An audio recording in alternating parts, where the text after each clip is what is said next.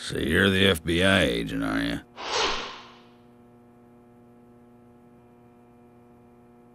I'm FBI Special Agent Francis York Morgan. I'm the general. I fought for my country in the Vietnam War. A real-life war hero. So why are you living here? Soldier, this is my hometown. After a man returns from war, there's no place to go other than his hometown. Your little speech, you mentioned the raincoat killer.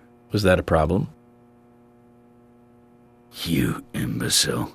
The raincoat killer's no myth, not mere folklore, not a fairy tale. It's based on actual events that happened in this town. It is. I'm interested. Can you tell me more about this? You kids today don't even know how to ask for something right. Soldier, if you want to hear more, you come to my office. He literally exudes raw power, Zach. Despite the credibility issues, we should give him a visit. One thing, though. Calls himself a general, but isn't that a sergeant's uniform?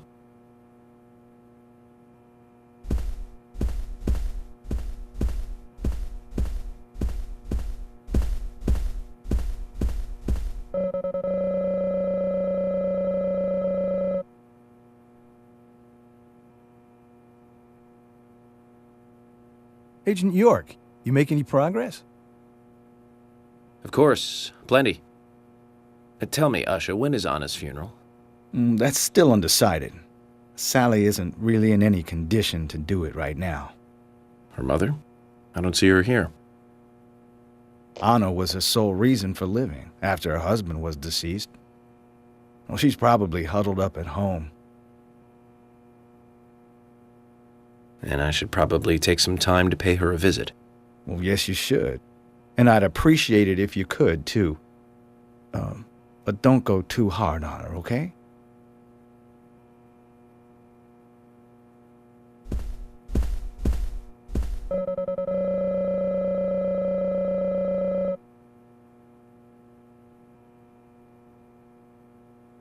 Are you getting closer to catching the murderer? Hello again, Fiona. Good to see you here. Well, Dr. Johnson told me to be here. He said it would be important. Well, that was good advice. He may be young, but he seems like a wise man. Oh, and he's a very hard-working person, too. Everyone thinks he's some kind of weirdo, but I don't think so at all. People don't understand why he's in the autopsy room all day, but I do. He's doing research to make the world a better place in the future. You know, he already made a fortune in LA with his career. I did not know that.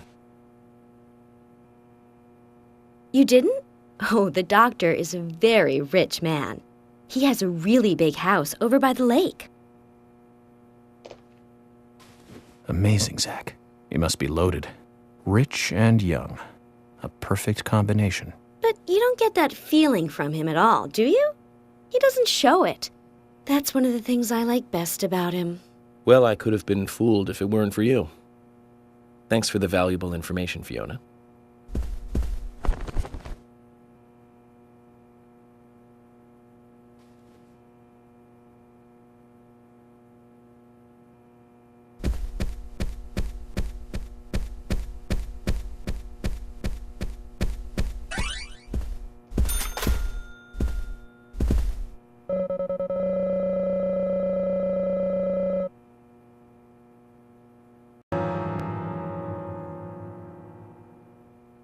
Mr. Morgan, you're quite an impressive public speaker. Really?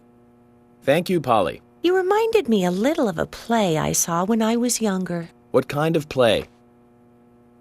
I'm talking about back when this place was still called the Mercury Theater. When I was young, I used to come here often with my husband. God rest his soul. We'd come on the weekend to see the latest play. He'd always pretend to be uninterested, but I could tell he was excited inside. He was just one of those kind of guys, really, thinking about it now.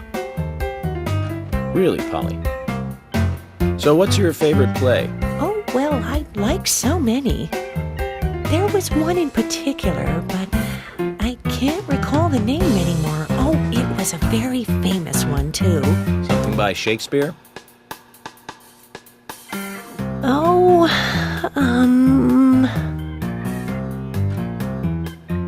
no, nothing. One more bell that doesn't ring anymore.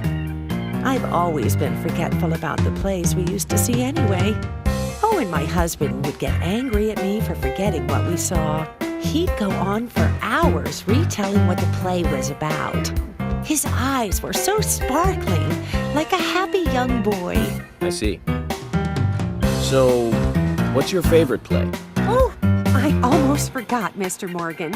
We're going to have another guest soon. I have to get back and get things ready. Sorry for having to hurry away. I'll see you back at the hotel. Zach, I think she could embarrass the toughest of the FBI's interrogators. She successfully avoided answering my question, Zach. Amazing.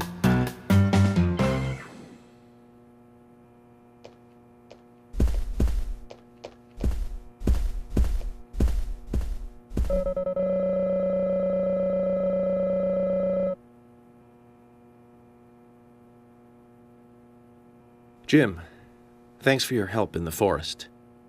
How are Isaac and Isaiah? They're fine. They really seem to love their grandpa. Well, I guess they do, son. I want to keep them away from the filth of the material world as much as I can. Their mother agrees, which is why she lets me take care of them so often. And that's why I want you to solve this case quickly and go home. Those rumors about that scar of yours do more damage than good around here. I guess I reek of the material world, don't I? I have to, in order to do my job. But I understand what you mean. I'd think the same if I was born in a place like this, Zach.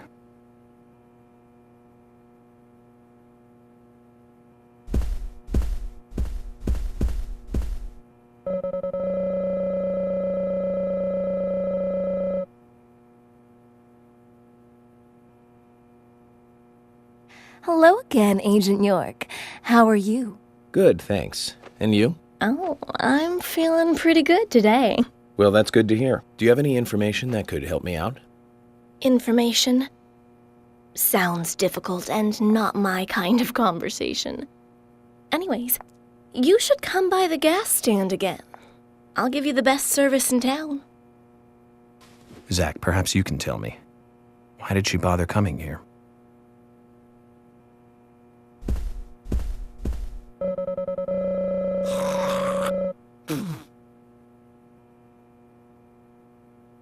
I've nothing to say to you. I haven't asked you anything yet, Jack. Shut it!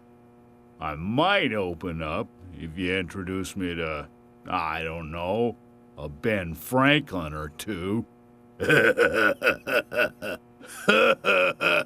what a creature. Guess there's always someone like him in every town.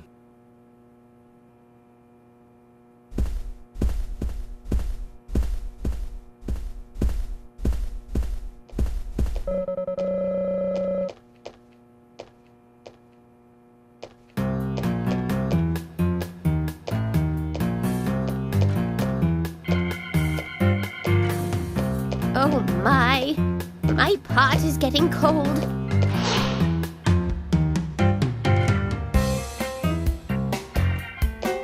Hey, mister, my pot is getting cold. You are... who? What are you saying? I'm Sigourney. Sigourney. Sigourney. Okay. Now, what is the matter? Can you explain? No time for chatting. I need to hurry. My pot is getting colder. Oh, you're useless.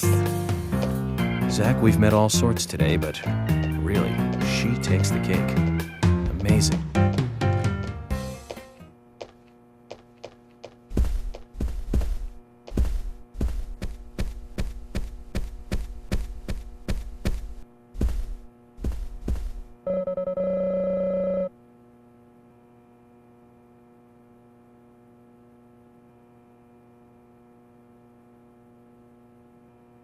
I'm FBI Special Agent Francis York Morgan. Please, call me York. Wesley, owner of the gun store called Panda Bear. People around here call me the gunsmith.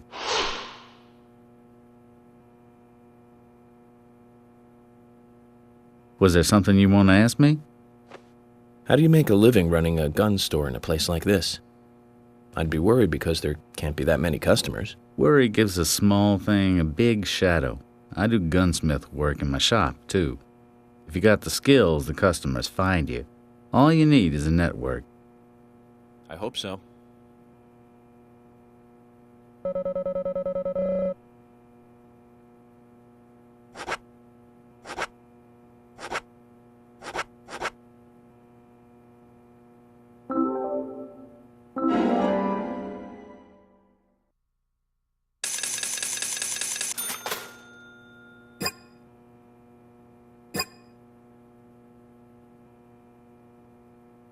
You've got quite a selection here.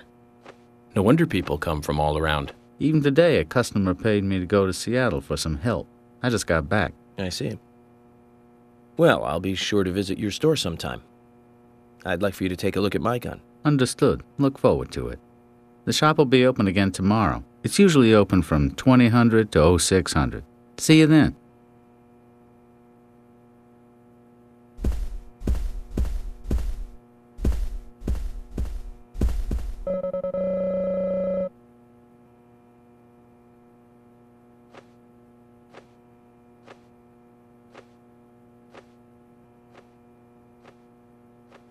I'm U.S. Special Agent Francis York Morgan. I presume you are the owner of the diner that Anna worked at? That's right.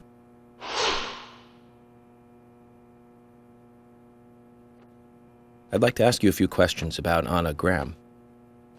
Did you notice anything strange about her prior to the incident? Nick, are you hiding something?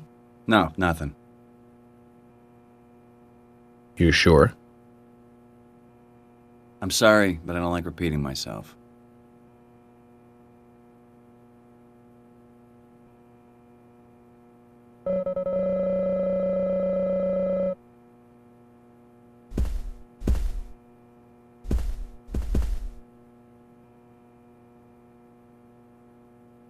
Can you tell me if you noticed anything strange about Anna before the incident? Well, I'm not sure if this will be of any help, but... Anything, no matter how small, could be of help. Well, you see, the diner closes when it rains. Many shops do that around here, as you might have heard. Anyway, Anna always seemed unfocused the day after it rained, and came in late, too. It was almost as if she used up all her energy the day before. Come to think of it, that was really strange. Did that legendary monster really kill her? It wasn't a monster, just a criminal. Criminal I'm going to catch and bring to justice.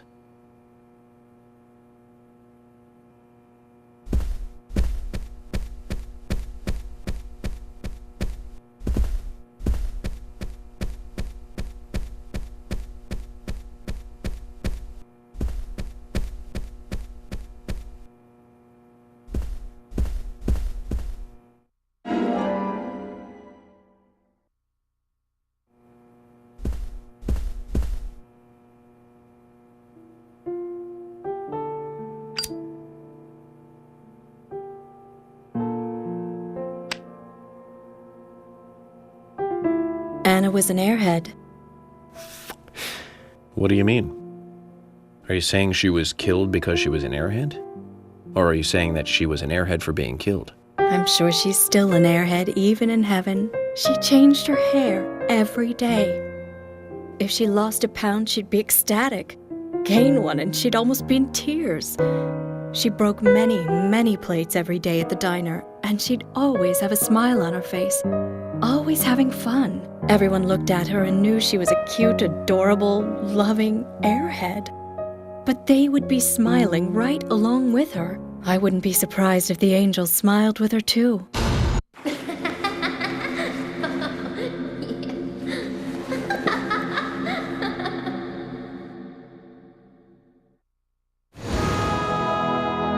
Isaac and Isaiah said that Anna was a fairy of the forest, a goddess.